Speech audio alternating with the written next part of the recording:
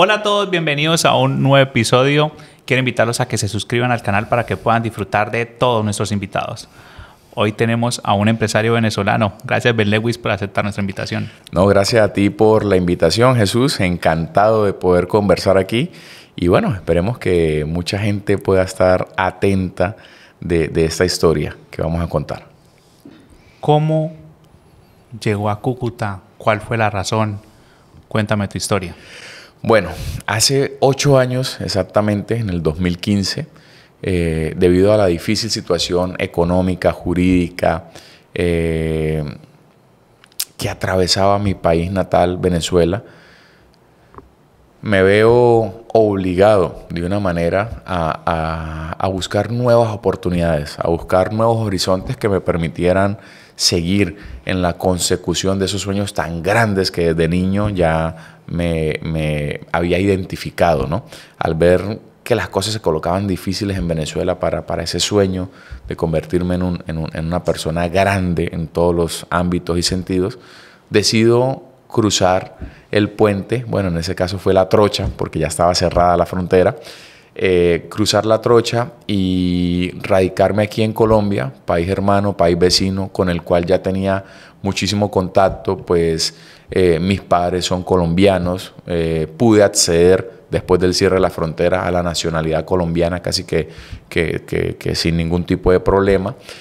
Y empezar a trabajar, ¿sí? A buscar ese futuro mejor que sentía que en Venezuela cada vez era más distante. Logramos empezar en Los Patios, municipio hermoso, lleno de gente especial que me abrió las puertas. Arrancamos con el proceso de panadería. Ahí inicia la gran cosecha, ¿no? Desde el año 2015, en una esquina bastante humilde, pero cargadita de sueños, de esperanzas, de anhelos, de confianza y obviamente también de dificultades que no se hicieron esperar. Esa incursión a la panadería en esa industria, ¿ya habías experimentado eso en Venezuela o fue acá la idea cuando dijiste vamos con eso? Aquí surge la idea. En Venezuela me dedicaba a algo completamente diferente. Allá trabajaba en Empresas Polar. Era un franquiciado, como decir aquí, un vendedor, ¿sí? Nos daban el derecho a explotar una marca. Allá nos denominaban franquiciado, pero era como una especie de vendedor con el derecho de explotar la marca y el portafolio de Empresas Polar. Pero nos daban muy buenos entrenamientos sobre ventas, manejo de objeciones, entrenamientos sobre colocación de productos, y fueron 8 años de experiencia. Aparte, pues ya también allá tenía unos emprendimientos pequeños, mediano pequeños, ¿sí?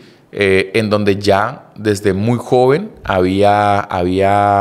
se me había despertado el deseo por convertirme en un emprendedor, en un empresario, ¿sí? Y tuve la oportunidad en Venezuela de incursionar en diferentes tipos de negocios, ¿sí? Vengo de una familia muy emprendedora, en donde mi papá tuvo discoteca, restaurante, estanco de cerveza, licorería, abasto, supermercado, fábrica de cueros, y no recuerdo transporte de camiones, transporte de material de elementos de ferretería.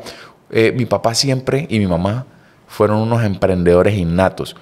Cuando yo empiezo a ser adolescente y comparando ahora por lo menos con mis hijos que van a la escuela, con mi hija mayor que ya tiene 14 años, producto de un matrimonio separado, ¿sí? Porque no vive conmigo, me doy cuenta que desde que yo estaba muy joven nunca se me ocurrió o nunca hubo la posibilidad o nunca se habló en la mesa de trabajar para alguien más. Siempre en mi casa, desde muy jovencito, hablábamos era de montar negocios. Mi papá, desde cuando estaba más joven, que yo recuerdo, tuvo venta de empanadas, venta de comidas, ¿sí? Luego restaurante. Entonces, para nosotros, siempre que queríamos crecer como de manera económica, siempre estuvo en la mente el negocio. Nunca como la línea tradicional que ahora yo le estoy enseñando a mi hija, porque no creció conmigo, conmigo hasta los 3 años, luego nos separamos, estamos volviéndonos a unir o a unir lazos fuertes. Y entonces ella me decía, no, papá, yo quiero ser profesional para buscar trabajo en una empresa buena. Y eso a mí me rayaba automáticamente la mente, porque eso nunca estuvo ni cuando yo tenía 10 años ni 12 años. O sea, buscar empleo, hija, venga para acá, venga, le explico. Y mi hija es una líder innata, una deportista excelente, una muy buena estudiante. Yo venga, le muestro las ventajas de ser emprendedor, de dirigir una idea, así sea pequeña, ¿sí? Pero es que en mi casa, y tal vez esa fue una de las primeras ventajas que tuve con el resto de la media normal, que siempre quiere estudiar para conseguir un buen puesto, que realmente considera el camino de la empleabilidad como el camino para la realización personal, para la tranquilidad, para una pensión, para garantizar su vejez, perdón. Eso nunca estuvo en mi casa, eso nunca se habló, ni mi mamá ni mi papá. O sea, siempre tuvieron negocios desde pequeños y luego medianos, porque Venezuela nos permitió crecer también en el escalafón económico. Entonces siempre yo desde muy joven, o sea, si quería comprar algo tenía que vender o tenía que ayudar a mi papá a vender. Cuando hablo que trabajé en Polar, es un modelo de franquicia, es como decir un McDonald's, una especie de modelo como el que le entrega McDonald's en su franquicia. O sea, tengo el derecho de marca, te entreno, pero tú sales a vender. Tú sales a vender, y de acuerdo a tu capacidad para venta y a tus estrategias, que nosotros te ayudamos a desarrollarlas, es si te va bien o no te va bien. Entonces, crecer en ese estilo de vida me permitió siempre estar metido en un negocio. Ayudaba a mi papá, ya sea en el restaurante, ya sea en la franquicia de Polar, ya sea con el tema del transporte de carga, del transporte de materiales de construcción, que son dos líneas aparte, el abasto, el supermercado. Entonces, todo eso me permitió siempre, acompañado del entrenamiento que me daba Polar y, por supuesto, del gran entrenamiento que me dio mi papá, que era un caleño, hijo de paisa. Es que también tenemos mucha ascendencia de emprendedor. Mi papá me contaba que su papá era un paisa, ¿sí me entiendes? Mi mamá pues también caleña. Todo eso yo siento que despertó en mí un deseo por el emprendimiento, que se fue consolidando a través de los años. Y cuando yo tenía 17 años, ya había decidido en mi mente que quería tener una empresa, ¿sí?, que llegara a nivel mundial. O sea, ya yo a los 17 años, mientras algunos jóvenes decidían qué carrera estudiar y soñaban con estar en alguna empresa, muchos en otros países más desarrollados por el tema del valor hora de trabajo, que no sé qué, yo soñaba era con tener una empresa que generara muchísimos empleos y que estuviera en diferentes países del mundo. De hecho, era seguidor, por así decirlo. En aquel tiempo no habían redes sociales, pero sí habían revistas, seguidor de la revista Forbes y seguidor de la revista Fortune 500. Imagínate, yo con 17 años ya leyendo temas. En aquel momento el hombre más rico del mundo, recuerdo, que era Carlos Slim, el mexicano, el dueño de Telmex, el dueño de Movistar. Entonces, esos eran ya mis modelos a seguir, ¿sí? Carlos Slim, Bill Gates, no recuerdo quiénes más estaban en las primeras posiciones, pero yo los veía y yo decía, wow, yo quiero llegar ahí. Empezamos nuestra trayectoria de trabajo acompañando a mi papá, desarrollando modelos de negocio pequeños. Sin embargo, pues el tema de las dificultades jurídicas, económicas, las garantías no tan estables en Venezuela, hicieron que un día yo me levantara y dijera, no, oye, yo necesito buscar otro tipo de escenario para desarrollar ese deseo. Sí, en aquel momento tenía creo que 26 años. Sí, hace 8 años, 27 años o 26, llego a cumplir 27. quiero desarrollar otro tipo o quiero desarrollarme en otro escenario que me permita seguir creciendo en concordancia con ese sueño tan intenso que tenía, ¿no? Yo a veces cuento la historia y algunos haters, creo que así se pronuncia, ¿sí? Sí. Sí, veo que no está bien interpretada porque como que no, el venezolano que llegó y cruzó por la frontera y ahora tiene la empresa panadera más grande de Norte de Santander. Entonces yo les digo, no, ya un momentico, es que yo no, desde los 17 años, o desde seguramente muy joven, pero yo recuerdo que desde los 17 años yo ya estaba trabajando por un objetivo. O sea, yo ya tenía una visión. Mira, yo soy invitado, he tenido la oportunidad de ser invitado en algunas universidades, en algunas instituciones, a contar la historia de la gran cosecha, ¿no? A jóvenes, a adultos jóvenes. Y yo les hago una pregunta siempre, ¿no? Entonces yo preparo mi charla, mi especie de conferencia y les digo, ¿qué sueños tienen ustedes? Y personas de 20, de 21, 22, de 23 años. Y les veo una ambigüedad en su mirada que digo, oye, es responsabilidad de nosotros, los que hemos construido, los que estamos luchando por un mundo mejor, ayudar a estos jóvenes a que se enfoquen. Sin embargo, yo a los 17 años, usted me preguntaba qué quería hacer y ya tenía fuego en mis venas, o sea, ya tenía una energía que la gente decía, wow, o sea, este jovencito, ¿de qué está hablando? Revista Forbes, ¿qué es eso? O sea, ¿quiénes son esos? Forbes, la Fortune 500, ¿qué es esa vaina? No, yo sabía que ahí estaban las 500 empresas más grandes del mundo. Entonces yo ya soñaba con eso, ya fantaseaba con eso. Aparte tuve la oportunidad de estar muy de cerca de Empresas Polar, que es una de las empresas más grandes de Venezuela y más grandes también, o en la lista de las 1000 empresas más importantes del mundo. Entonces, conocer esa estructura desde adentro me hacía soñar con convertirme en algún momento, convertirme en una empresa polar. Y soñaba con eso, hice muchos negocios pequeños, aprendía. Y cuando llego aquí a Colombia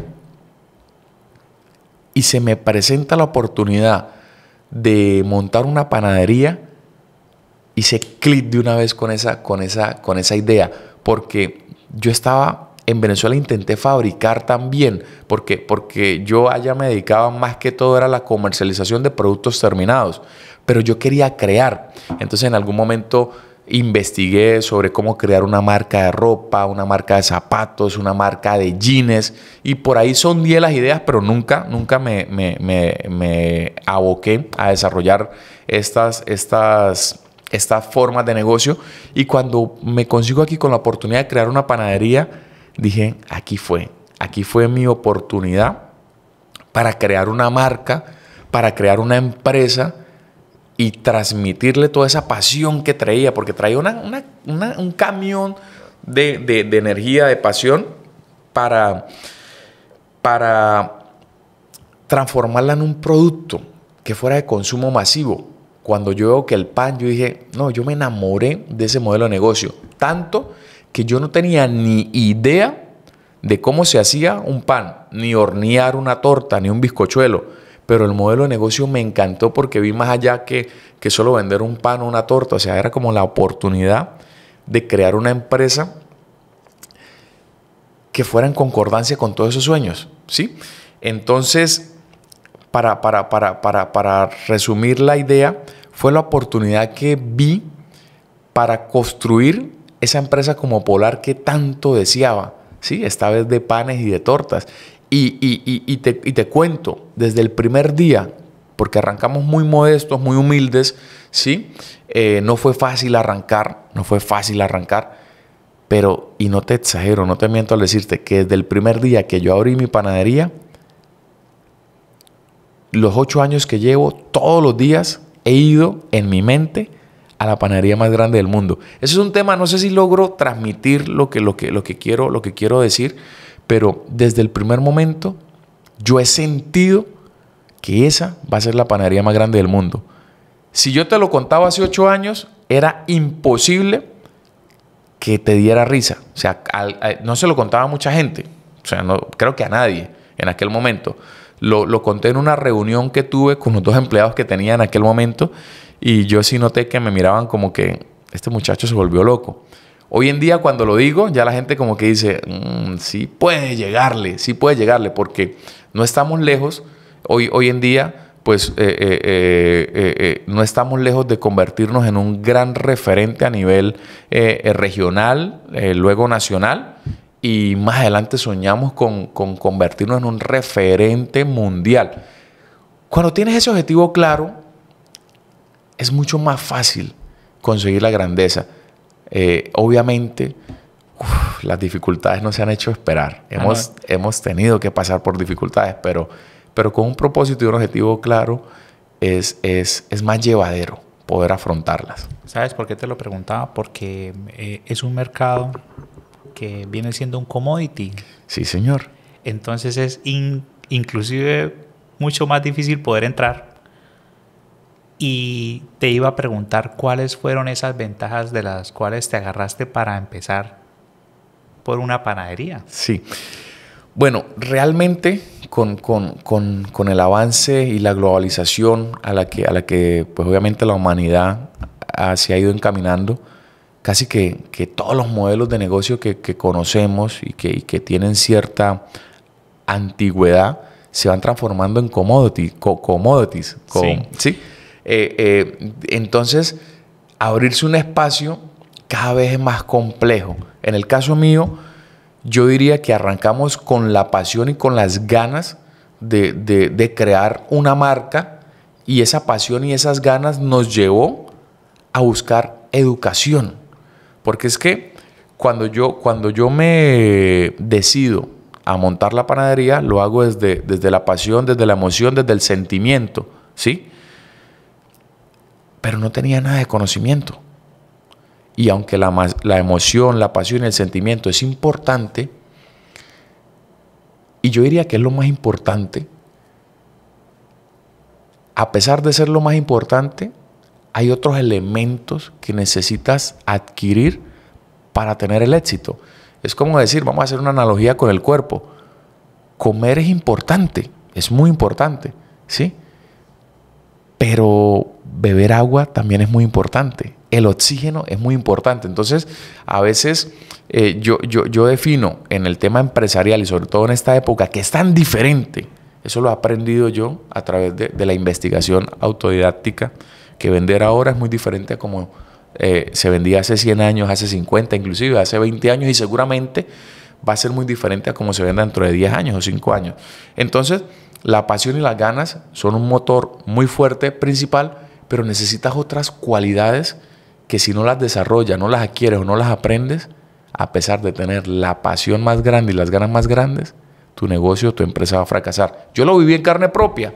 Estaba lleno de pasión, lleno de energía, lleno de ganas. Trabajaba 15, 16 horas de lunes a lunes. Día de la madre, día del padre, festivo, 24, 31, primero.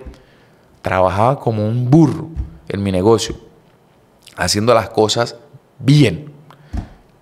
Y pasó un año y realmente no habían mejoras significativas. Pasó un año y yo prácticamente estaba quebrado, ¿sí? Quebrado porque realmente un año aquí en Colombia, yo traigo unos ahorros pequeños, un año aquí en Colombia con un negocio que no era altamente productivo, sí me alcanzaba para comer, sí me alcanzaba para pagar la renta, sí me alcanzaba para pagar los 2, 3 empleados con los que arrancamos, ¿sí? Y luego subimos a 8 empleos que generábamos, pero realmente ese sueño que yo tenía de una empresa grande, al año no se veía nada. O sea, realmente trabajaba como un burro para comer y dormir. O sea, me era más, si nos fuésemos ido por el tema del dinero, me era más rentable buscar trabajo en otro lado, trabajar como empleado, porque hacía más de 2 jornadas al día, que lo que yo mismo estaba ganando dedicándole a mi emprendimiento. Y así pasaron casi 2 años, 1 año no, como 1 año y medio. ¿Qué marcó? ¿Qué diferencial fue el que marcó cuando ya viste que ya empezó a despegar y se puso buena la cosa? Cuando empezó a despegar fue cuando empecé a adquirir, a preocuparme. Hubo un punto en donde, pasado casi 1 año, yo me quedo sin plata, ¿sí? O sea, sin plata, sin ahorros, estaba prácticamente al día. Y digo, ven, o sea, vinimos de Venezuela buscando un mejor futuro y resulta que ahorita trabajamos más, ganamos menos y de paso me comí los ahorros en una panadería que realmente no tiene ni un futuro prometedor, porque si no iba a trabajar yo, prácticamente no funcionaba porque es que no daba para pagar más empleados. O sea, yo estaba fungiendo como un empleado y ni siquiera me ganaba lo que un empleado por ley debía ganar con 15 horas de trabajo. Entonces, pues obviamente no estaba funcionando. Me alcanzaba para comer, como la historia de muchos cucuteños y tal vez de muchísimos colombianos. Trabajaba como un burro y me alcanzaba para comer, iba al día.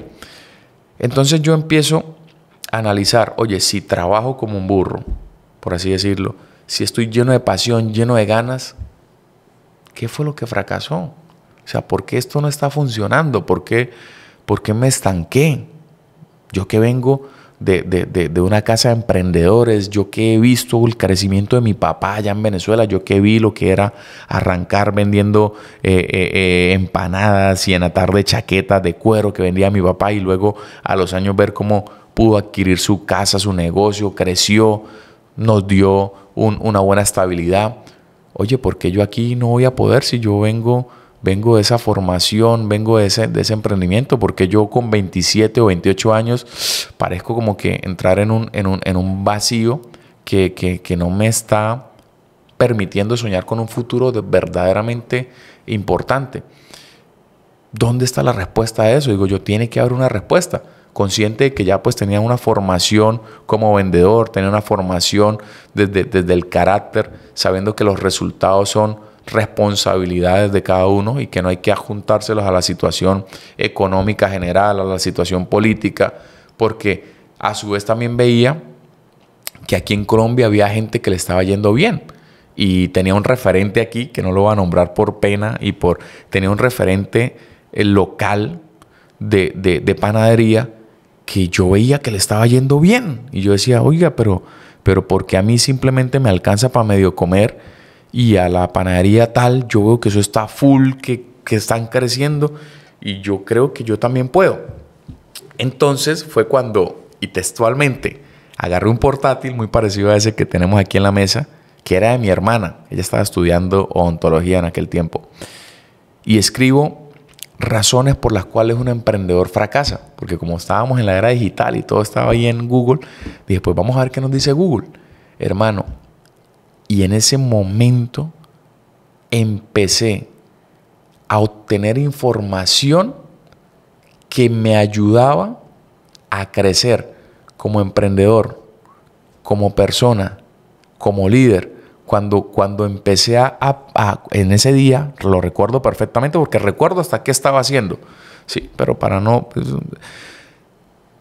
empiezo a ver que hay información de éxito. O sea, ya sabía, había leído como 3 libritos por ahí. Recuerdo 7 hábitos de la gente altamente efectiva, liderazgo de John Maxwell, un libro de liderazgo, un libro de éxito. Pero estaba tal vez más joven y lo leí porque estaba en búsqueda de ese crecimiento.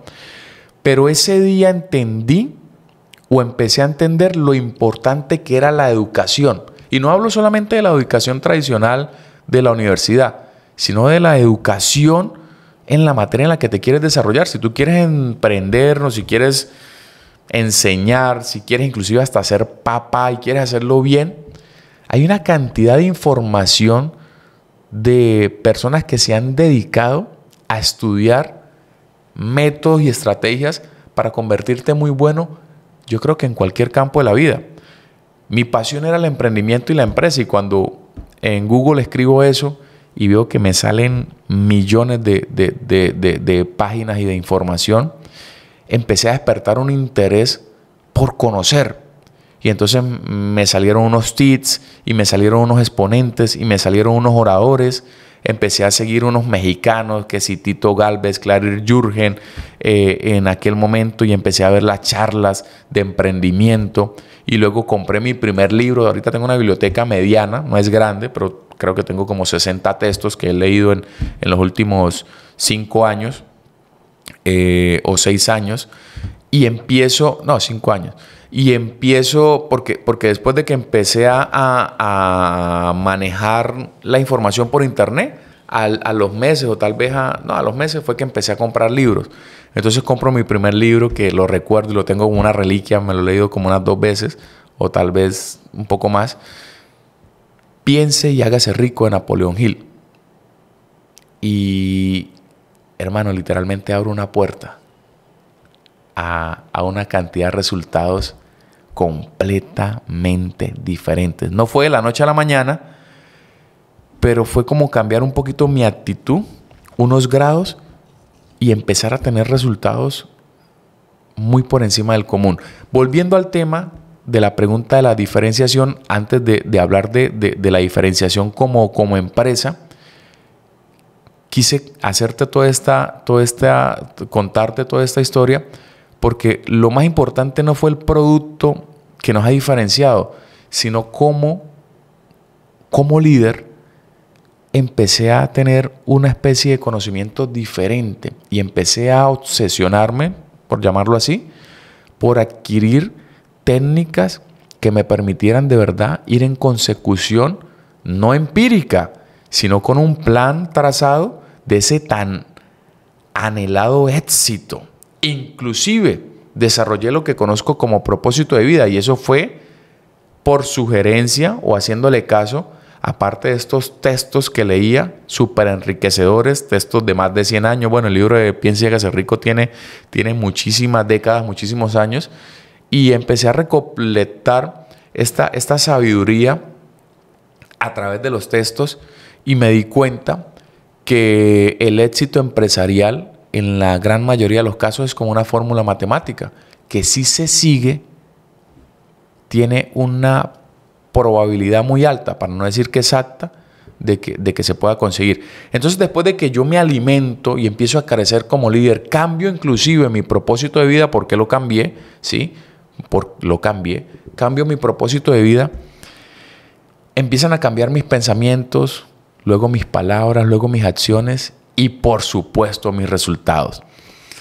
Cuando empiezo a seguir investigando sobre el tema del emprendimiento, me doy cuenta que necesito especializarme. Entro a estudiar panadería y pastelería en un centro técnico aquí de la ciudad. Empiezo a relacionarme con profesionales del ramo de panadería y pastelería. Salgo del barrio un poco en donde estaba metido. Trabajaba 15, 16 horas en la esquina de La Cordialidad, aquí en Los Patios. Salgo un poco de ahí, me relaciono con chefs expertos, con panaderos, pasteleros expertos, me empiezan a dar tips, empiezo a hacer caso, empiezo a leer también, y empiezo a hacer una amalgama de lo que yo denomino claves para tener éxito. Y entonces empiezo a unir aquí, allá, a poner en práctica eso que aprendía, y poco a poco empecé a notar no dinero, porque igual los primeros resultados no fueron dinero. Empecé a notar cómo a través de la panadería creaba momentos especiales en las personas que llegaban. Llegaba una señora, la mayoría de nuestros clientes son señoras, y me veía ahí atendiendo, porque igual todavía hacía de todo. Y me decía, mira, y yo venía con otra señora, él fue el que le hizo la torta para mi hijo, para mi nieto, esa torta que tú probaste, que te encantó, la compré aquí. Y yo sentía felicidad. Todavía no tenía ese desarrollo económico, ¿sí? A pesar de que ya estaba practicando las leyes del éxito, leía libros, luego me leí una cantidad de libros, los ponía en práctica. Todavía el tema económico no se materializaba, pero yo empecé a cambiar también mi objetivo de vida, a empezar a desplazar un poco esa obsesión que tenía y esa ambición que tenía por conseguir dinero, ¿sí? que estaba muy de primero en la escala de prioridades, y empecé a sentir una paz y una felicidad conmigo mismo por el mero hecho de poder crear un producto que generara esa emoción cuando me veían o cuando veían la empresa. Ay, la torta que usted le hizo a mi hijo, la gente me abrazaba literalmente, las señoras. Gracias, porque es que quedaban enamorados del producto. Tal parece que en aquel momento lo que estábamos haciendo estaba marcando. Muy pequeño, pero cuando la gente probaba la torta, a pesar de que eran pocas personas, causaba un impacto que no era normal. La gente llegaba al barrio y me decía, usted me hizo la torta, y me abrazaba y me recomendaba una tía, un hermano, una amiga. Y eso se empezó a repetir muchísimo. Todos los días llegaba gente recomendándonos. Y yo empecé a sentir una satisfacción al poder ayudar a crear momentos felices.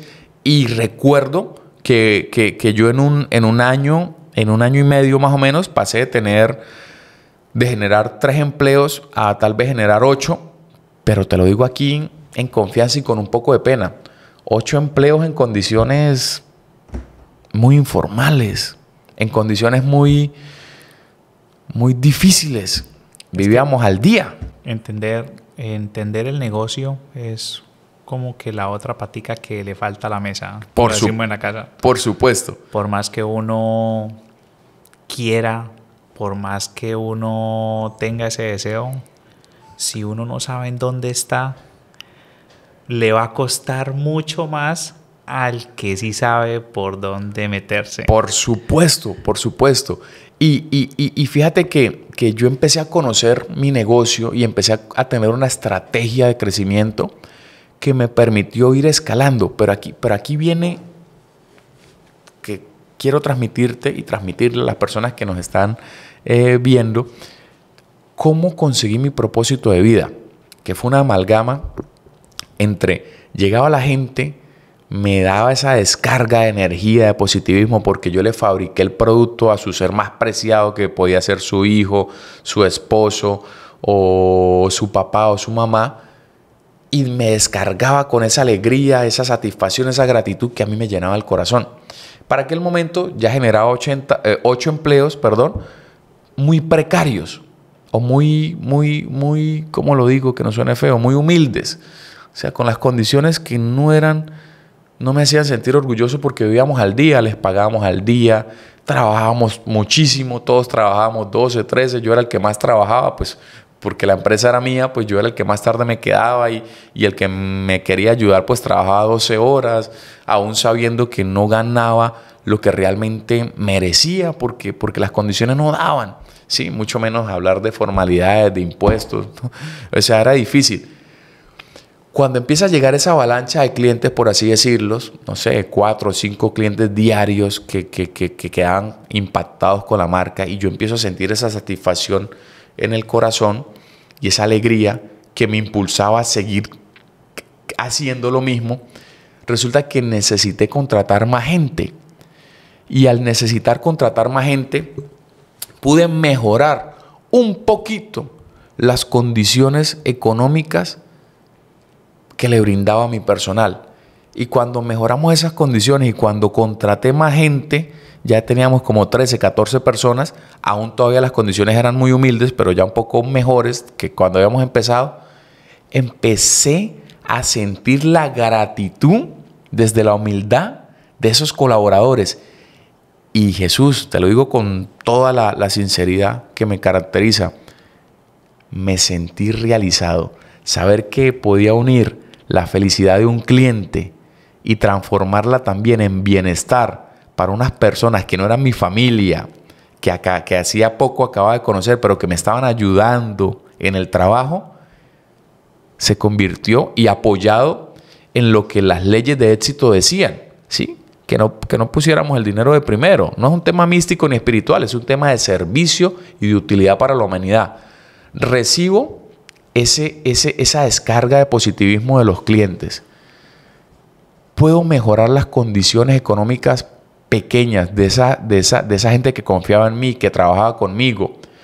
Siento gratitud enorme de parte de ellos, porque gracias al trabajo que realizaban en la panadería, que para aquella época con la frontera cerrada, Cúcuta y los patios, atravesada por una alta tasa de desempleo. Entonces un venezolano generando 12 o 13 empleos en un barrio, en una panadería, pues recibía ciertos elogios emocionales por parte del equipo y por parte de los clientes que ya me estaban viendo crecer. Porque a pesar de que pues, no me conocía mucha gente, pero los que ya me estaban haciendo seguimiento, que eran clientes míos durante un año, año y medio, vieron cómo pudimos crecer y eso era producto de admiración, de muestras de cariño, de muestras de felicitaciones, a pesar de que todavía no se veía plata. Seguíamos trabajando por la comida y la vivienda. Esas condiciones no cambiaron en los primeros 18 meses. Lo que sí cambió fue que empecé a despertar cariño en los clientes y empecé a despertar cariño en el equipo de trabajo, que no se cohibían para decirme que gracias al trabajo que hacían en la panadería le podían dar sus 3 comidas a los hijos, o que estaban muy felices de haber conseguido empleo porque tenían muchísimos meses pasando dificultades con el cierre de la frontera. Y yo hice una amalgama y dije, wow, qué bien me siento teniendo mi pequeña empresa, porque era una empresa de 12, 13 fuentes de empleo. Qué bien me siento sirviendo, me siento útil. Entonces enlacé ese deseo que tenía por ser empresario por un deseo nuevo que se estaba desarrollando, que lo sentía en mis entrañas, de serle útil a la sociedad, pero verdaderamente útil, o sea, que tu vida pasara y que de verdad estuvieras afectando de manera positiva a muchas personas. Yo sentía y veía día a día cómo a través de Panadería La Gran Cosecha hacíamos felices a los clientes y estábamos ayudando en muy pequeña medida a la felicidad también de un equipo de trabajo que me acompañaba a pesar de las dificultades y de que todavía no alcanzábamos a cubrir las necesidades mínimas aceptables. Hermano, se me olvidó un poquito el tema de que quería dinero, que quería grandeza económica, y empecé prácticamente a dejarme llevar por esa amalgama de emociones y de felicidad que me transmitía poder seguir creciendo la empresa y poder atender cada vez a más personas a través de un producto que luchaba, que me esmeraba por mejorar y que, unido al conocimiento que adquiría a través de conferencias de empresarios exitosos, a través de empezar a seguir, para aquella época ya habían otros nuevos líderes empresariales, recuerdo Larry Page de Google, Eri Rizzo de Netflix, Mark Zuckerberg de Facebook, el difunto Steve Jobs de Apple, ¿sí? Personas que si tú te das la tarea de estudiar qué los motivaba, el dinero no fue principal. Yo me acuerdo que leí una entrevista de Steve Jobs que decía,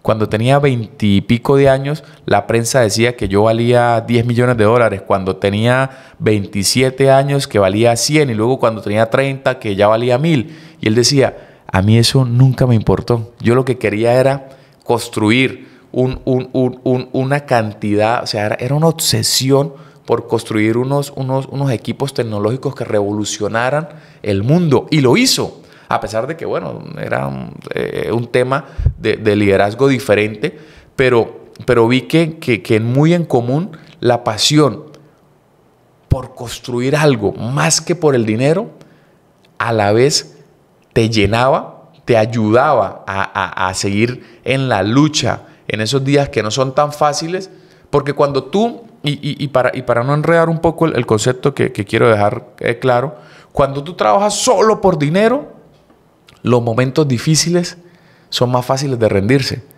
porque tú llegas y cuentas y dices, oye, estoy trabajando, volviendo a mi ejemplo de Panadería La Gran Cosecha, 15, 16 horas y no gano ni siquiera un sueldo mínimo. Pues cierro esto, que es lo que le pasa a muchos emprendedores, cierro esto y me voy a buscar trabajo y que me paguen un poco mejor. Eso tiene 3 palabras y es disfrutar el proceso. Disfrutar el proceso. O sea, que la gente, más allá de las dificultades que les toque entender el negocio, es disfrutar todo el proceso de emprendimiento. Y seguir ahí.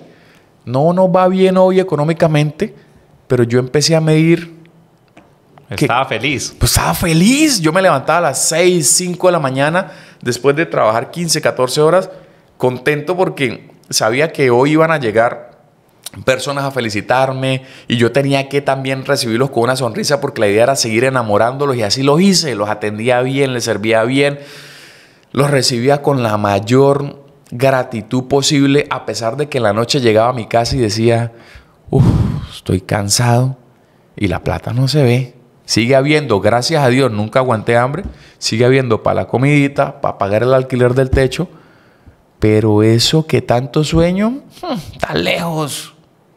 Pero ¿qué importa? Porque estoy enamorado de la gran cosecha. Mi papá, que era mi amigo, hubo un momento que me dijo, hijo, ¿de qué está haciendo? O sea, yo veo que ya teníamos como 2 años y yo le pregunto que cómo le va y usted me dice que bien, pero yo lo veo igual. O sea, yo lo veo que vende, pero yo veo que usted se esfuerza por los gastos, por cubrir las necesidades, sigue estando en la misma humildad que desde que arranqué. ¿Sí de verdad usted siente que estos 2 años que ha trabajado han valido la pena? Y yo, un poquito confundido, o no te voy a decir que estaba 100% seguro, pero yo le decía, papá, pues ya estaba en el proceso, ya había entendido cómo se gesta o cómo nace una empresa, y le decía a mi papá, voy bien porque tenemos más clientes, estamos generando más empleo, pude mejorar mis condiciones. Sin embargo, no hemos logrado que el tema económico sea netamente aceptable, porque ni siquiera, Jesús, y te lo confieso aquí, con 3 empleos que generábamos y con una gran cantidad de clientes que atendíamos, sí me hubiesen obligado a cubrir con todos los deberes formales, no tenía cómo. O sea, íbamos sobre la marcha, íbamos obviando algunas formalidades. Entonces, pues también a los ojos de mi papá me decía, hijo, ¿qué está haciendo? O sea, está perdiendo el tiempo. Sin embargo, yo, un poquito dudoso y con temor, le respondía, estoy enamorado de esto. De verdad me enamoré de lo que sentía que podía crear a través de la gran cosecha, y recordaba lo que era Empresas Polar y empresas muy grandes, ¿sí? Y soñaba con llegar a que en algún momento pudiera encaminarme hacia ese tamaño, y que también ya estaba muy inspirado en las historias de éxito y sabía, como dijo Jeff Bezos, el dueño de Amazon, que podía estar trabajando 5 años sin ver objetivos, y eso fue lo que pasó.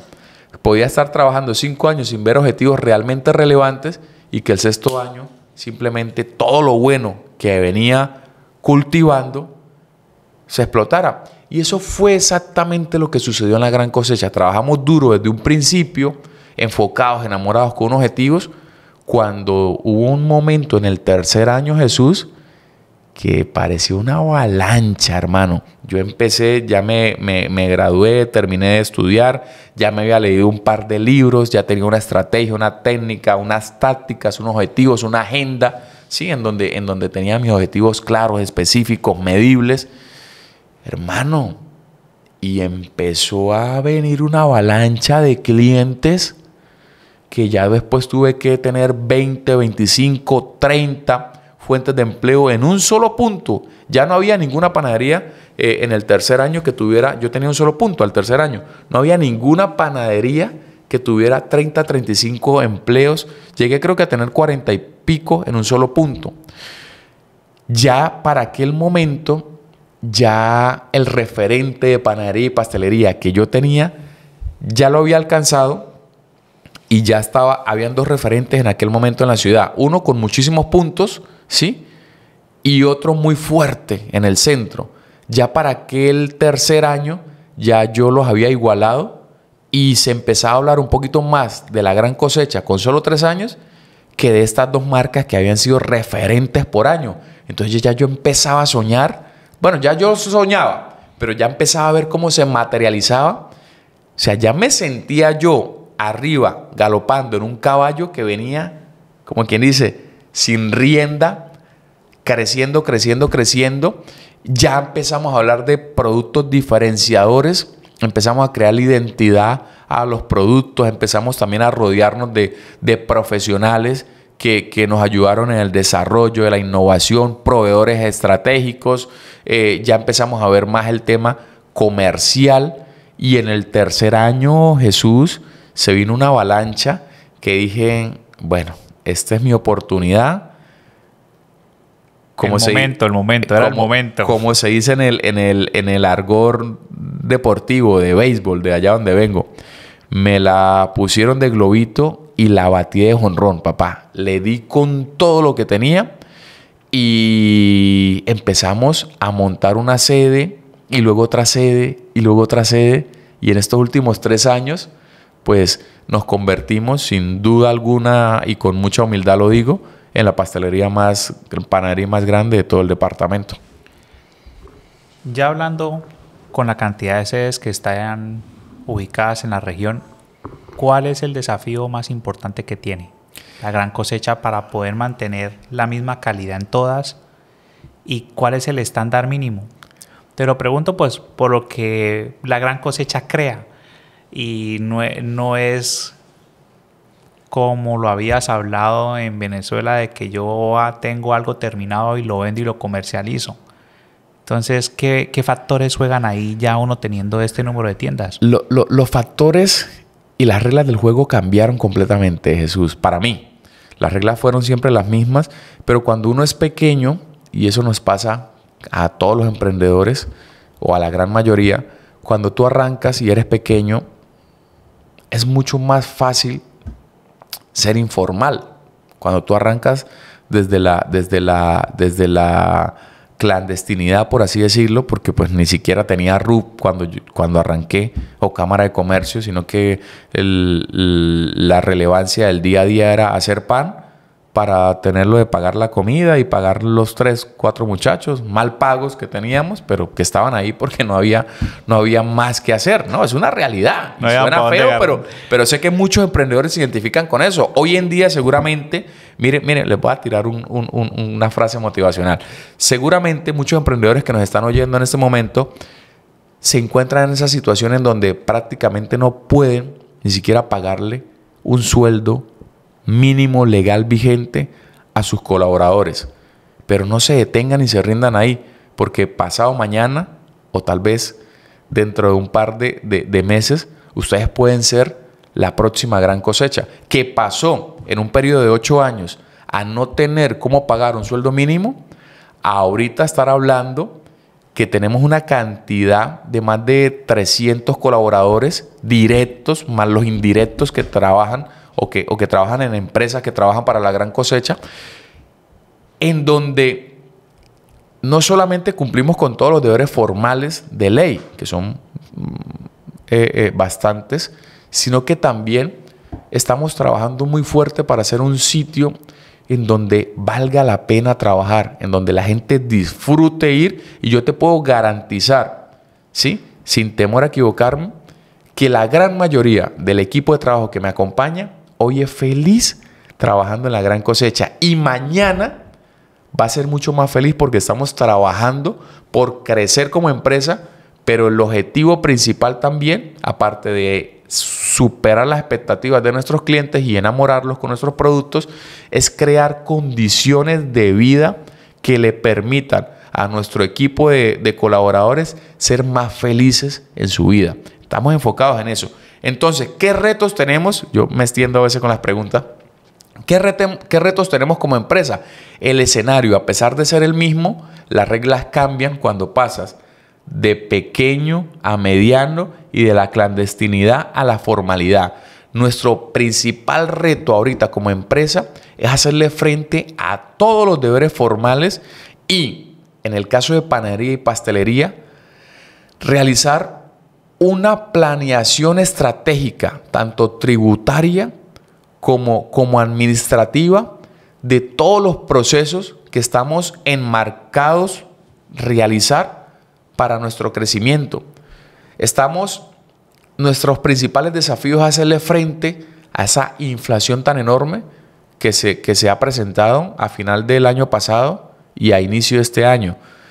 Nuestro frente es buscarle soluciones a esa reforma que de manera frontal atacan el precio de nuestros productos. Y esa ya está en firme, ¿sí? La reforma tributaria que pecha con el 10% a partir de noviembre los productos de pastelería, ¿sí? Y algunos productos de panadería rellena. A partir del 10 de noviembre tienen que incrementar a partir del 1 de noviembre tienen que incrementar el 10% en su valor. Eso, en el tamaño que tiene la gran cosecha, se constituye en un desafío enorme con el cual estamos trabajando con estrategias, ¿sí? con procesos eficaces que nos permitan ser más económicos a la hora de producir para poder llegar al consumidor final con un precio que todavía nos mantenga en la competitividad.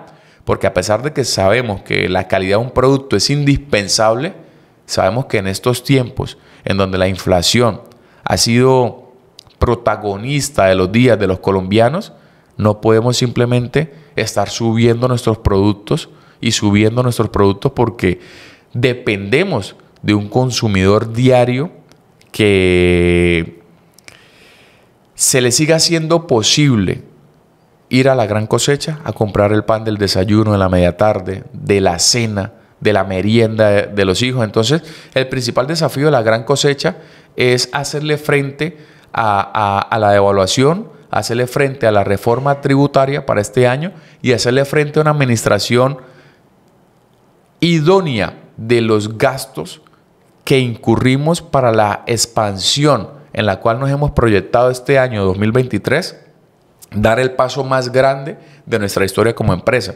Entonces, yo ahora me la paso en reuniones estratégicas, en capacitaciones, en escuchar a personas conocedoras, a profesionales con experiencia, a estrategas tributarios, contables, administradores, recursos humanos, que me permitan integrar con estrategias y con conocimientos cómo seguir siendo operacionalmente rentables a través de estos tiempos que realmente, con el tema de la inflación, con el tema de todo lo que hemos vivido nuevo en el país, pudiera amenazar empresas como las de nosotras, como la de nosotros, empresas, la durabilidad en el tiempo de dichas empresas. O sea, de verdad, ese es el principal desafío, seguir manteniéndonos en la mesa de nuestros consumidores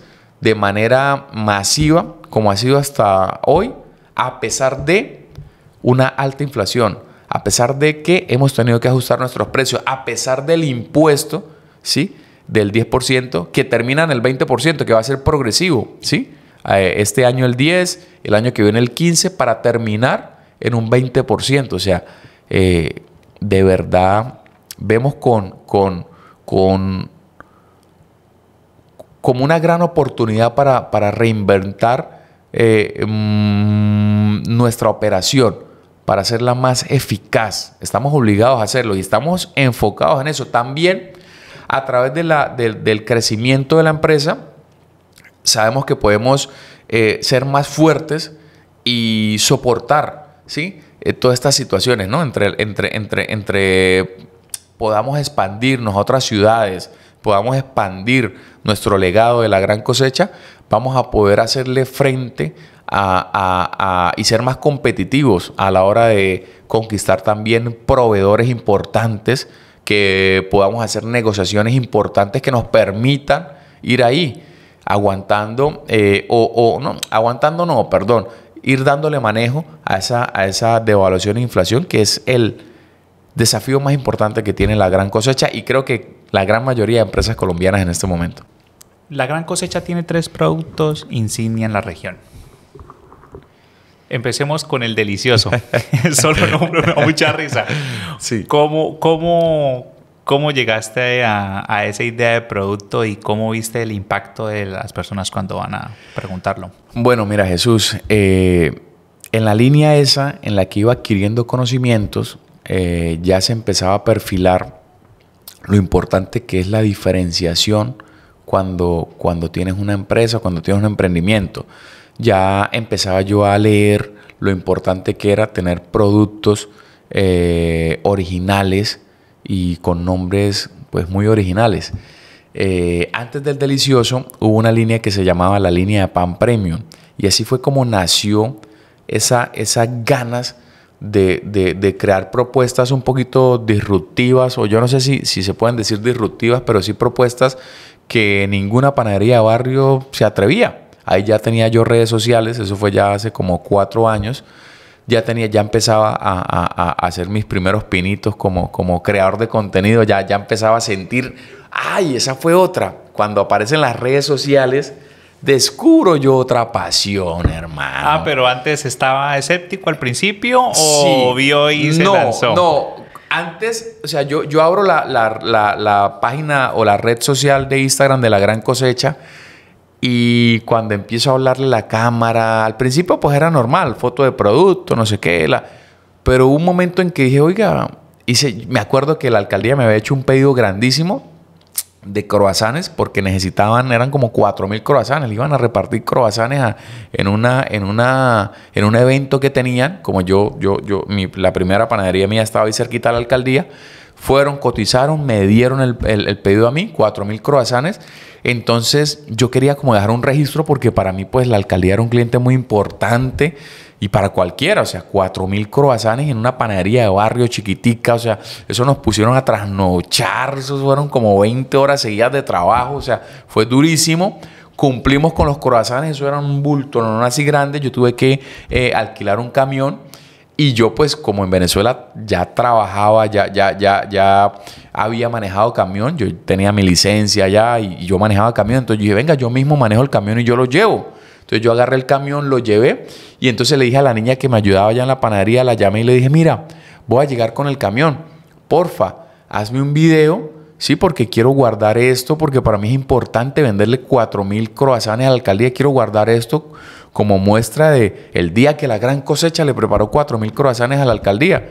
Entonces, llego yo en el camión, ella me hace el video y yo la veo grabándome, y me dio por saludar. Entonces yo, hola amigos, aquí ya estamos despachando un pedido de La Gran Cosecha, un videito como de 30, 40 segundos. Y bueno, despaché el pedido, entregamos allá en la alcaldía, eso fue todo un éxito, más la gente nos conoció. Bueno, cuando retorno a la sede, le digo a una de mis colaboradoras, venga para ver el video. Y lo veo y me dio por subirlo a la red social. O sea, me gustó la energía que transmitía, porque estaba muy contento. Yo dije, venga, subámoslo. Y lo subí a la red social. Y hubo poca gente, pocas reproducciones, pero hubo como 4 o 5 comentarios bonitos que me felicitaron, y yo, uy, esto me gustó. Y entonces al otro día hice otro video, y luego otro video, foto, video. Empecé a juntar otra vez esa pasión que ya tenía por el cliente, por el colaborador, y ahora por las redes sociales, y seguí estudiando. Entonces digo, oye, tengo que crear unos productos. Yo estaba en un barrio La Cordialidad, es un barrio de estrato 2, 3. Mis competidores eran muy cuadriculados. Pancito de cascarita, recuerdo, 6 por 1.000 a 200 pesos. Nadie se atrevía a ponerle un queso bueno o algo diferente, porque realmente pues no, pues los costos de la panadería de barrio, o sea, ya subsiste vendiendo lo más barato, porque pues se supone que está en un barrio, que la gente que está ahí pues no compra. Y entonces yo dije, no, pero oiga, yo creo que la gente también tiene derecho a comerse un buen pan relleno.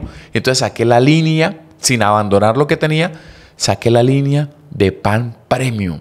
Y con las redes sociales le hice, el que es cliente viejo se va a acordar, le hice propaganda al pan Mozzaretti, al pan beleño, al integral de pavo. Y eran unos panes rellenos, pero full rellenos, que costaban, por decir, en aquel momento un pan de queso normal costaba 2.000 pesos y el Mozzaretti costaba 10.000. Era 4 o 5 veces más caro que el pan normal, pero es que era un pan. O sea, era una sensación comerse ese pan, porque era full relleno. Y yo pues aproveché las redes sociales para hacerle publicidad, para cortarlos, para mostrárselo a la gente. Eso fue un boom. Esa línea de pan premium fue la locura. Yo la promocioné por radio también, me llegaba gente de todos lados, tenía una sola sede. No, yo vivo en La Libertad, pero mi mamá me dijo que bajara, que lo había visto usted en las redes sociales, que el mozaretti, que no sé qué. Y yo dije, wow, qué poder el de las redes sociales. Luego de la línea del pan premium, yo seguí, entonces desarrollé una línea de postres, una línea de productos, y cada vez pues iba también adquiriendo más conocimiento. Y luego de esa línea de pan premium, entonces vinieron las líneas de tortas premium. Lo mismo que con el pan, pero ahora con tortas. Entonces nació la Carlota de Maracumango, la María Luisa de frutos rojos y la Moca, que era de café. 3 productos completamente originales de La Gran Cosecha, fórmulas de La Gran Cosecha. Todavía hoy en día Hoy en día la Carlota de Maracumango es la torta más vendida junto con la Chocobén de nuestra línea de portafolios, ¿sí? Entonces sacamos esa línea, también la llamamos línea premium de tortas 3 leches, causa el mismo impacto o muy parecido que el de los pan, y entonces cada cierta cantidad de meses estábamos dándole novedades a los clientes, y cuando llegó un momento que yo dije, bueno, ¿qué me invento? Quiero sacar un pan de queso con bocadillo así, que la gente pueda consumir caliente, que la gente lo pueda consumir solo en un horario del día para garantizarles que se lo van a llevar caliente. Pero ¿qué nombre le colocamos? Y ya como ya tenía cierta cancha en las redes sociales, la jocosidad, ya sabía que muchos clientes eran mujeres, que me echaban bromas, ¿sí me entiende? Que me había ganado el cariño y el aprecio. Yo dije, pues, venga, y si le ponemos el delicioso. Entonces los compañeros de trabajo, mi equipo, se echaron a reír. No, jefe, ¿cómo vamos a hacer eso? No, el es que delicioso. yo me imagino en la reunión. No, yo, pues sí. Ajá, ¿y cómo van a llegar? Deme un delicioso, por favor. No, yo no, pues eso es parte de la jocosidad, y a eso le vamos a sacar un video y redes sociales. Y hicimos unos videos en base a toda esa jocosidad del delicioso, hasta que me le pegaron a un empleado. Y yo soy muy bueno. Cuando tú disfrutas algo, pues a veces te conviertes en bueno. Entonces logramos hacer toda una campaña expectativa con el delicioso, y le agregamos un poquito así de picante a la publicidad, muy tenue para pues no tratar de no ofender a nuestros seguidores, pero sí suficientemente pícaros para robarles una sonrisa. Y eso fue la locura, el día del lanzamiento del delicioso. No, eso quedaron esas vitrinas vacías, la gente le encantó. Hoy en día todavía está en nuestras vitrinas el delicioso. Entonces nos fuimos metiendo en el corazón de los cucuteños, de los patienses, también de las personas que viven en Villa del Rosario, y fuimos creándole identidad a nuestros productos, que siguen siendo productos de panadería, productos de pastelería, pero logramos crear una diferenciación entre calidad, originalidad e innovación. Ahorita acabo de llegar de Bucaramanga en un proceso de innovación acompañado y orientado por unas empresas líderes a nivel mundial de panadería y pastelería, en donde dentro de muy pocas semanas vamos a sorprender a nuestros clientes. Voy a dar aquí la primicia, porque de eso no hemos hablado, de una torta inspirada en mazamorra, en la mazamorra popular, ¿sí? Muy común en Medellín. El paisa le encanta la mazamorra, creció con la mazamorra, y nosotros dijimos, oiga, ¿y si hacemos una torta 3 leches inspirada en el sabor característico de la mazamorra? Y esa torta tiene harina de maíz, ¿sí? Tiene ese sabor de maíz, tiene dulce de panela, y hay otra con dulce de guayaba. O sea, a mí me encantó, y esperamos también crearle una campaña expectativa por redes sociales, por los diferentes medios de comunicación. Vienen también otros productos inspirados. Hay uno de chocolate inspirado en el éxito que tuvimos con la Chocobén. Sí, la Chocobén es una torta de doble relleno de chocolate, un sabor muy intenso que le ha encantado a la gente, original de La Gran Cosecha. Entonces venimos también con unos 4 o 5 productos con el que esperamos sorprender al mercado, y yo creo que eso ha sido parte también del éxito de La Gran Cosecha, y es la innovación constante por nuestros productos, o para sorprender a esos clientes que yo creo que uno como consumidor se cansa de estar probando siempre lo mismo, pero si no te dan otra alternativa, pues no pasa nada. pero nosotros hemos estado ofreciendo alternativas que cuando la gente llega o nos ve en las redes sociales dice, wow, se inventaron otra cosa. El Delicioso, la Moca, la Carlota, y todos con nombres un poquito jocosos, la Chocoben, la Chocobencito, la Benquecillo. Son tortas que son muy originales y que han colado muy bien en las casas de Norte de Santander y ahora de Medellín, ¿no? Más tarde vamos a hablar de la de Medellín, la inauguración que pudiste hacer. Cada punto hoy en día es independiente para producir, o tienes una casa matriz para ciertos ítems para todas las tiendas. Exactamente. Una vez empezamos a crecer, ya cuando tenía mi 6ª sede y acompañado de profesionales y ya con el objetivo claro de seguir creciendo y de llenar Colombia de panaderías, se me aconseja por profesionales, oye, ven, para un poco la expansión y creemos una planta de producción. Debes crear una planta de producción. Una planta de producción para mí no era tan rentable en ese momento porque pues costaba dinero y yo lo que quería era seguir abriendo tiendas y tiendas. Pero sí tuve que parar un tiempo y enfocarme en crear un punto en donde pudiera producir el 100%, casi el 100% de mis productos y de ahí distribuir en vehículos. En aquel momento, esa fue la dificultad más grande que habíamos tenido como empresa, porque una cosa es decirlo y otra cosa es hacerlo. Mira, Jesús, cuando yo abrí la planta de producción, no fue un desastre. Eso cambió nuestra operación en más de un 50%. O sea, fue un cambio al que, yo no sé si estábamos preparados, pero de verdad se me dificultó muchísimo producir en un solo sitio y hacer que el producto llegara en óptimas condiciones. Eso fue muy difícil. El equipo se estaba cansando, se estaba desgastando, se estaba desilusionando. Los clientes se veían afectados. Yo me estaba desesperando porque no lograba, ¿sí? Ya como al 4.º mes vimos una mejora, ¿sí? Llegué hasta a pensar en devolverme al modelo anterior porque no era capaz de producir en un solo sitio y hacer que el producto me llegara en un porcentaje aceptable, en buen estado. O sea, el producto llegaba dañado a las sedes, el pan se enviaba crudo, pero ya formado, y entonces cuando lo íbamos a hornear ya estaba crecido o estaba muy frío, no despegaba, no crecía, no leudaba, es el término. Y pues obviamente no era el 100%, era por decir, teníamos, no sé, un 30% de novedades, pero un 30% de novedades es un negocio, es un porcentaje completamente inviable. Hoy en día todavía tenemos novedad, como toda empresa, pero en un porcentaje, yo creo que menor a un dígito. En aquel momento eran muchísimas novedades. De 100 productos que sacábamos, 30 retornaban a planta. O sea, casi la mitad del producto llegaba en mal estado o llegaba en un estado no apto para la calidad que nosotros queríamos.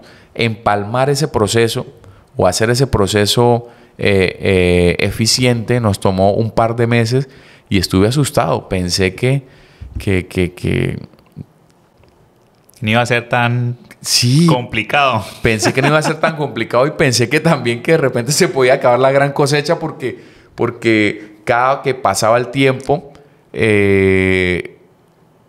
sentía que la estábamos embarrando. O sea, cada que pasaba el tiempo y cuando aplicábamos una medida y no funcionaba, yo decía, Dios mío, ¿en qué momento la gente me empieza a castigar y las ventas empiezan a caer? Sin embargo, pues nosotros tenemos una política muy fuerte de servicio al cliente y cuando el cliente no queda satisfecho, hacemos todo lo posible por resarcir, ¿sí? O hacemos todo lo posible por filtrar el producto para que no llegue al consumidor final con imperfecciones, con fallas de calidad, con fallas de sabor. Entonces, claro, nosotros tal vez al consumidor final no se afectaba en ese 30%, pero igual era un tema preocupante porque las pérdidas eran altas en producto, el desgaste del personal era alto, y también tuvimos problemas con clientes porque decían, no, mira, este no es el producto que yo estoy acostumbrado a consumir, ¿qué pasó? Y era que pues ya no lo estábamos produciendo en la misma sede y eso significó un desafío enorme para nosotros. Hoy en día ya lo tenemos controlado, logramos llevar y seguir con la calidad que nos caracteriza. Incluso hemos tratado y estamos enfocados en seguir mejorando en cuanto a calidad, sabor, textura y podemos decir que ya la operación la tenemos completamente en términos muy satisfactorios. Ese feedback a la final sí dio resultado. Por supuesto. Tener esa respuesta y poder ejecutar acciones que nos permitieran ir de mano con nuestro consumidor, con nuestro colaborador, para implementar acciones que buscaran la mejora, pues yo creo que fue el proceso normal por el que debe transitar una empresa para seguir creciendo, ¿no? De hecho, hoy en día, con nuestra expansión a otra ciudad, también estamos aprendiendo, ¿sí? Unas nuevas formas de fabricar, de gerenciar, de enseñar, que sabemos que es indispensable para seguir en la trayectoria del crecimiento que tanto deseamos. Usualmente, esa casa matriz o esa planta de producción hace que tenga más metros cuadrados cada tienda. Esos metros cuadrados restantes se usan para qué? O sea, a diferencia ahorita de las tiendas nuevas que están, a comparación al principio, ya la gente puede llegar, sentarse, descansar, de pronto disfrutar otro plato o estar 5, 10, 20 minutos más en la gran cosecha y de una u otra manera como que atrapar más al cliente. ¿O cómo tú tomas esa balanza? Sí, los primeros locales fueron más grandes porque tenían producción. Hoy en día pudimos adecuar esos espacios. Tenemos sillas y mesas en todos nuestros establecimientos. Tenemos varias sedes en donde tenemos un modelo de negocio relativamente nuevo, que es el de servicio de cafetería. La Gran Cosecha no nace con café o no nace con el servicio de café expreso. Hoy en día ya tenemos 4 sedes en donde hemos aprovechado esos espacios para no solamente tener sillas y mesas, sino para poder ofrecer un muy buen café expreso de máquina, sí, que es delicioso, que es un tanto diferente que el café clásico de olla. Y tenemos 2 sedes en donde ofrecemos servicio de desayunos, de meriendas, de platos fuertes. Entonces hemos podido también diversificar nuestro portafolio y aprovechar de una u otra manera esos espacios que dejaron de utilizarse por las primeras sedes en producción. Y en otros que sigue sobrando espacio, pues simplemente tenemos más espacio para la comodidad. Sí, tenemos más comodidad tanto para atender como para preparar nosotros toda nuestra operación, porque a pesar de que no fabricamos en las sedes, sí horneamos en las sedes. Entonces el producto sale fabricado o se fabrica en planta de producción, sale frío hacia las sedes, en las sedes entra en un proceso de crecimiento o de fermentación y luego entra en un proceso de horno o que queda listo para hornear. ¿Qué pasa? Todo ello con el fin de poder tener un producto caliente, recién horneado, ahí en puerta o en la vitrina para nuestros clientes, porque bien podríamos hornear en planta de producción y mandar producto horneado, pero le quitaríamos esa particularidad que tiene la panadería de conseguir pan en diferentes horarios pan que está recién horneado. Tú vas a la Gran Cosecha y puedes conseguir pan recién horneado a las 3, a las 4, a las 5, a las 6 de la tarde. Entonces, preparar esa logística requiere un esfuerzo también adicional porque tenemos que tener hornos en cada sede, tenemos que tener un hornero en cada sede, tenemos que tener un cuarto de crecimiento.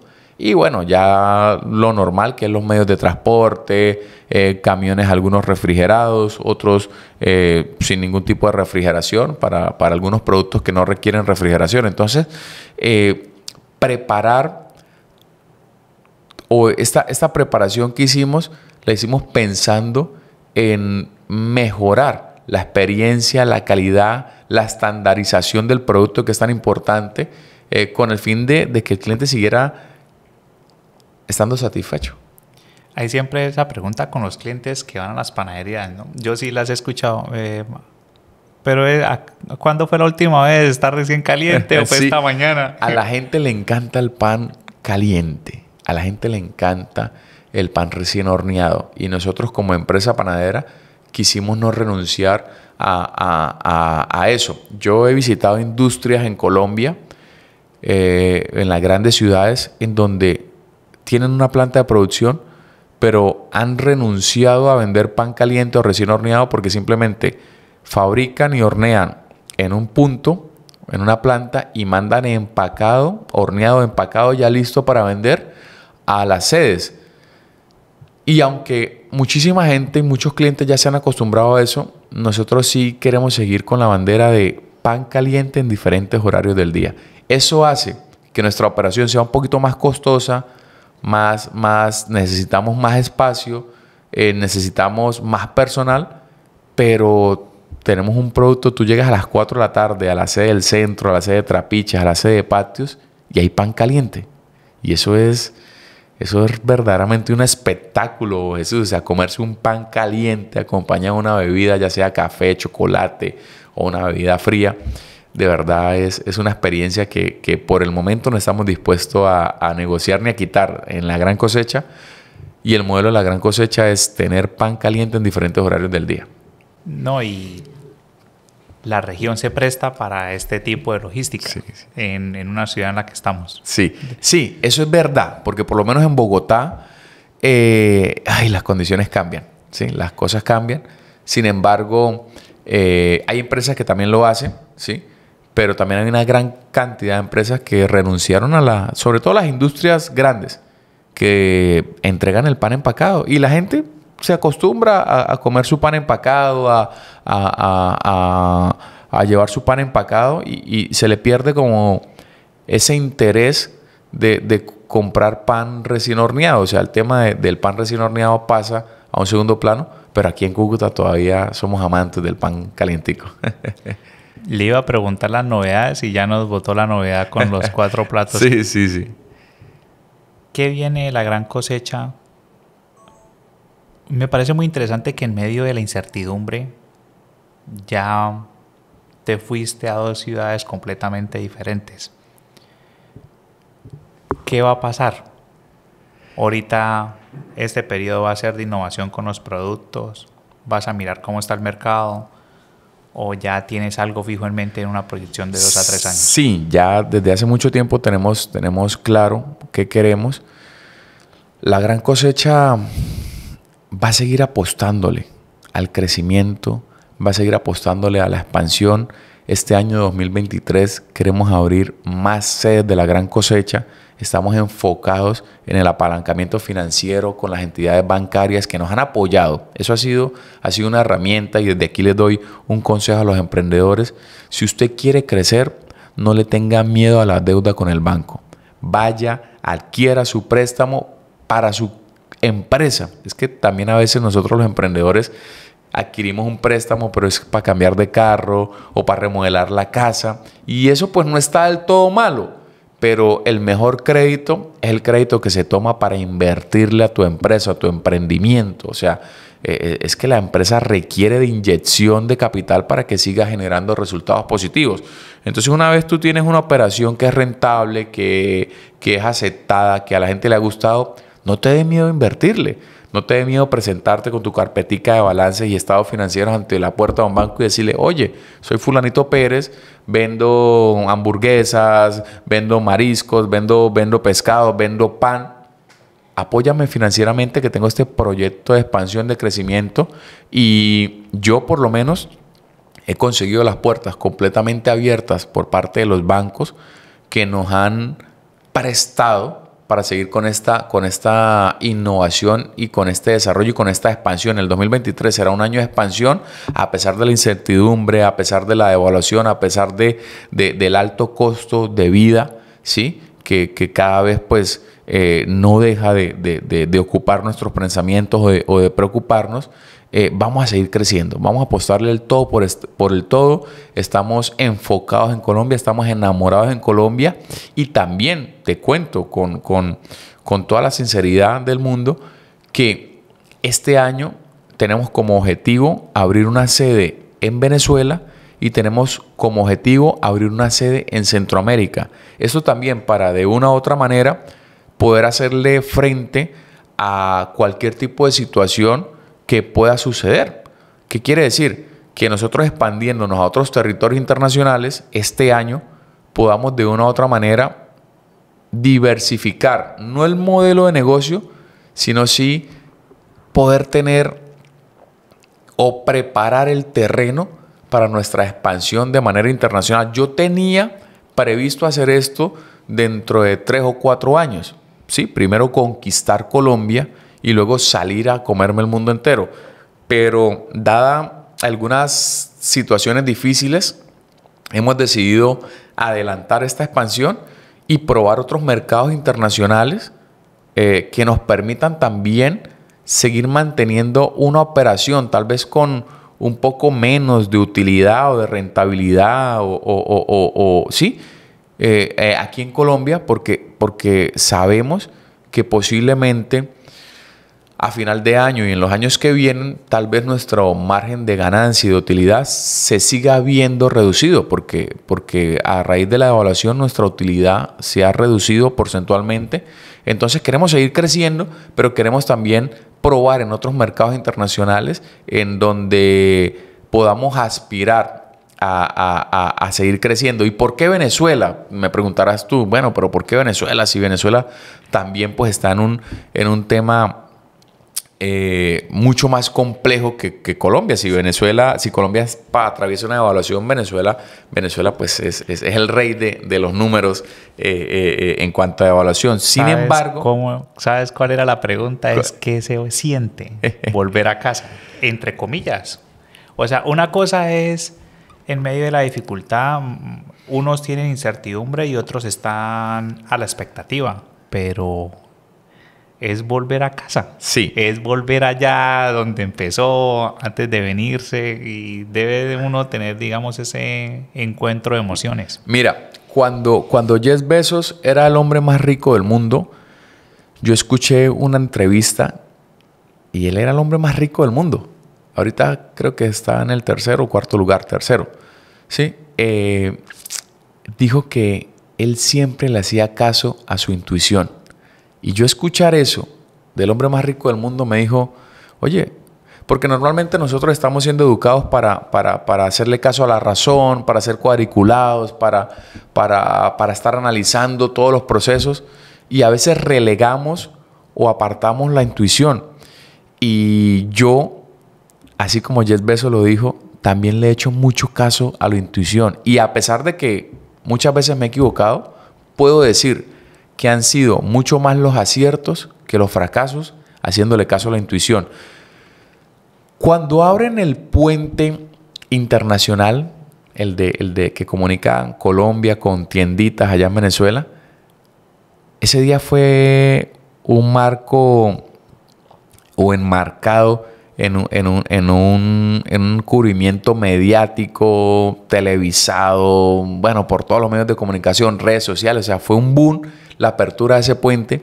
Y yo como venezolano, yo tenía muchos años sin ir a Venezuela, pues pasar era difícil, ¿no? Aparte de que pues uno siempre está ocupado aquí, y pasar a pie no era cómodo. Entonces simplemente dejamos de ir a Venezuela, y cuando abren el puente o cuando hay la noticia, yo dije, no, vamos a mirar a ver qué fue, qué se siente.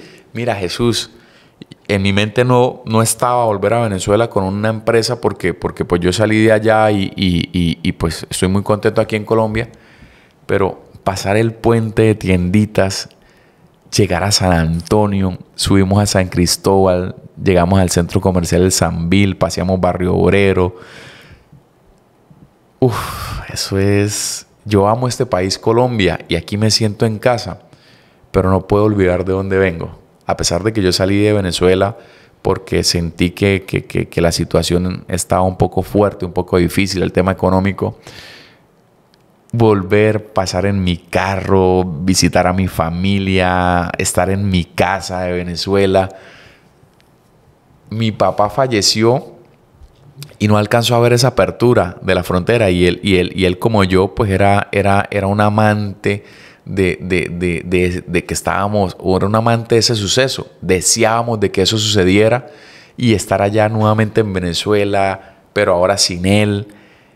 Oye, fue un cóctel de emociones que cuando yo venía retornando a Cúcuta, que es mi casa, que es mi hogar, yo simplemente dije, necesito abrir una empresa aquí en Venezuela. Yo fui a San Cristóbal, visité otras panaderías, visité el centro comercial, comí, estaba muy feliz de estar otra vez y de no solamente de estar, es que la apertura de ese puente significó para Venezuela también abrir una puerta para el comercio, para el intercambio comercial, para el intercambio cultural que durante muchísimos años nos unió. Aquí hablábamos ahorita, antes de los micrófonos, hablábamos de lo que ha significado Venezuela y Colombia, o lo que han sido Venezuela y Colombia, que han sido unos países hermanos, y tener que nosotros haber vivido una época en donde por 8 años nos separamos de nuestra familia, nuestras cosas, de esa relación, de ese intercambio turístico, económico, político, cultural. Yo vivía en Venezuela, en San Cristóbal, en San Antonio, y nosotros veníamos a comer aquí un fin de semana, a comprar la ropa, y viceversa. Los colombianos iban para allá después a comprar. O sea, había un intercambio muy bonito, y habernos apartado de eso creo que nos trajo algunas dificultades, ¿sí? Haber separado Venezuela y Colombia. Y esta apertura de ese puente significó para nosotros los venezolanos que vivimos aquí en Colombia, que tenemos empresa aquí en Colombia, un paso muy importante para la reactivación comercial, al menos del Táchira. Mira, yo subo a San Cristóbal y a mí me encanta San Cristóbal. Me encanta San Cristóbal. Y tal vez hace 8 años diría que no habían condiciones suficientes para establecer una empresa, pero hoy en día yo le voy a apostar a San Cristóbal. Hoy en día la gran cosecha quiere estar en Venezuela. No quiere decir que vamos a dejar Colombia, no quiere decir que vamos a dejar mi municipio hermoso que tanto amo, como es el municipio de Los Patios.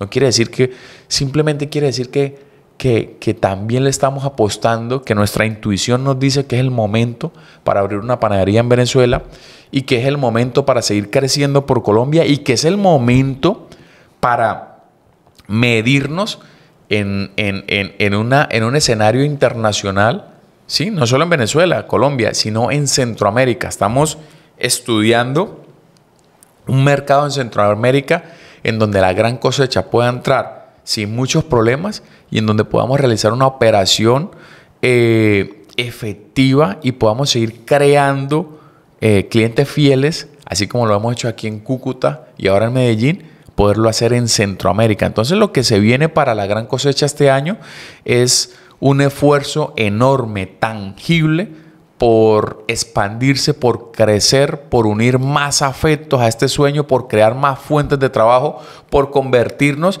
en un potencializador y en un desarrollador del bienestar económico de las regiones en donde nos poseemos. Y mira, la gran cosecha, puedo decir con plena seguridad que se ha convertido, a través de las redes sociales y a través de nuestro modelo de negocio, en un motor inspirador para muchos emprendedores y empresarios que están creciendo en la región. A mí me lo han dicho, y te puedo garantizar que todos los días recibo mensajes en las redes sociales de emprendedores que me dicen: oye, sigo tus pasos, sigo tus redes sociales, he visitado tu negocio, qué modelo tan bonito de empresa has desarrollado, queremos ser como la Gran Cosecha, estamos inspirados en la Gran Cosecha. Y no solamente lo dicen, lo he visto, nosotros hemos abierto Gran Cosecha en sectores en donde ponemos una Gran Cosecha en una esquina, hacemos nuestro letrero tan particular, tan vistoso, ese vino tinto con letras blancas, con mucha luz, y vemos cómo poco a poco los negocios que están al lado también empiezan a embellecer sus fachadas, también empiezan a remodelar poco a poco su estantería. Hablamos también de la competencia sana entre panaderías. Vemos con mucha alegría, y de eso se trata el mundo, cómo empresas que en un momento duraron muchísimos años sin mejorar sus instalaciones, sus servicios, sus productos, hoy en día sabemos que de una u otra manera los hemos inspirado a que también busquen una manera de seguir creciendo, de seguir mejorando, de seguir ofreciendo una realidad diferente al consumidor, de seguir innovando en sus instalaciones, en sus vitrinas de frío, en sus vitrinas exhibidoras. O sea, siento que de la Gran Cosecha, y a través de las redes sociales y de los canales de información o de marketing o de publicidad que tenemos, hemos podido inspirar a muchísimos emprendedores a creer en sí mismos, a creer en la ciudad, a apoyar el desarrollo económico de esta ciudad, y queremos hacerlo en muchísimas ciudades del mundo, tanto de Colombia como del mundo. Nuestro objetivo inmediato es Venezuela. Queremos también, y vamos a invitar, una vez que hayamos desarrollado nuestro modelo de negocio, vamos a invitar, o incluso ya estamos invitando a algunos empresarios venezolanos que son exitosos en la región, que me acompañen en ese sueño de también construir y ayudar a construir desarrollo económico ahora en Venezuela. Y por qué no, también en Centroamérica. Soñamos con seguir creciendo, soñamos con seguir brindando cosas positivas, tanto para nuestros colaboradores como para nuestros clientes. Eso es lo que viene este 2023 para la Gran Cosecha. Todo lo mejor para que todo se vaya dando, y muy seguramente va a ser así, Ben Lewis. O sea, cada cosa es un efecto dominó en esos pequeños engranajes que va uno haciendo en toda la formación. Y darle gracias por su tiempo. Ya en el próximo episodio que lo podemos hacer, sí, es ver esa experiencia cuando ya abra el calor de la gente, porque es una cultura diferente, así estén muy cercano geográficamente a nosotros, y nos puedas contar la experiencia y poder seguir adelante y crecer. Bueno, gracias, Jesús. Y una reflexión final para esos emprendedores que nos oyen en este momento. Como empresa, siempre me preguntan mucho qué ha marcado la diferencia de la Gran Cosecha. Y bueno, aparte de toda esa historia que te acabo de contar, que sé que quedaron muchas cosas en el aire, que seguramente tendremos espacio para seguir contándolas en otro episodio, hay algo que me ha diferenciado a mí de los emprendedores promedio, y es que yo he vivido para este sueño. No es lo mismo tener una empresa o abrir un emprendimiento para mejorar tu calidad de vida que abrir una empresa y un emprendimiento para mejorar la calidad de vida de miles de personas.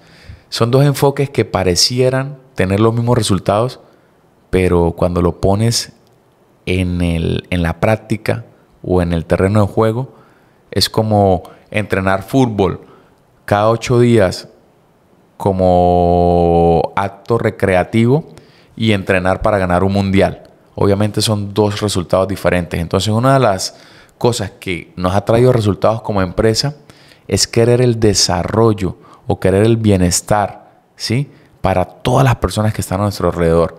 Eso incluye clientes, colaboradores e incluso proveedores. Entonces, de esta manera hemos potencializado nuestros resultados y estamos seguros que se aproxima un futuro de expansión y crecimiento para la Gran Cosecha, y que cualquier emprendedor que base sus objetivos en unos objetivos muy parecidos, podrá tener resultados y cambios realmente inspiradores y diferenciales, ¿sí? Vuelvo y te digo y cierro, no es lo mismo tener una empresa porque quieres cambiar de carro o porque quieres cambiar de casa, a tener una empresa que quiere cambiar y aportar a la vida de miles de personas. Para todas las personas que quieran hacer una pregunta o un comentario, para ahí les vamos solucionando todo y esperar el próximo episodio cómo se va desarrollando todas estas experiencias. Claro que sí, Jesús. Muchísimas gracias y que Dios te bendiga.